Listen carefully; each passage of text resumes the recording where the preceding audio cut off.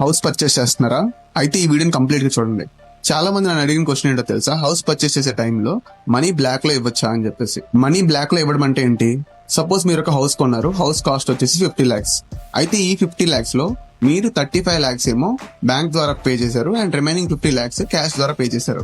And also agreement లో, sale agreement లో మీరు ఏం చేశారంటే 35 lakhs కే హౌస్ ని రిజిస్టర్ చేశారు.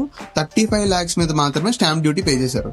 సో మీరు పే చేసింది 50 lakhs అయినా సరే 35 lakhs మీద స్టాంప్ డ్యూటీ పే చేశారు కాబట్టి సో మీ హౌస్ కాస్ట్ వచ్చేసి 35 lakhs అవుతుంది ఇన్కమ్ ట్యాక్స్ లో. సెల్లర్ ఏ అడ్జస్ట్మెంట్ చేసుకున్నా బయ్యర్ కి వచ్చే ఇంపాక్ట్ ఏంటో తెలుసా? రేపు పొద్దున్న మీరు ఈ హౌస్ ని 60 lakhs సేల్ చేశారనుకోండి, మీరు ట్యాక్స్ పే చేయాల్సింది 10 lakhs మీద కాదు, 25 lakhs మీద. ఎందుకంటే మీ హౌస్ కాస్ట్ వచ్చేసి 35 lakhs ఆన్ పేపర్. సో ఇలాంటి ట్రాన్సాక్షన్స్ మీద మీకు ఏమైనా డౌట్ ఉంటే DM చేయండి, విల్ డిస్కస్. సో ఇలాంటి financial and tax related content మన పేజ్ లో డైలీ వస్తూనే ఉంటుంది. ఇన్ఫర్మేటివ్ గా అనిపిస్తే పేజ్ ని అయితే ఫాలో చేయండి.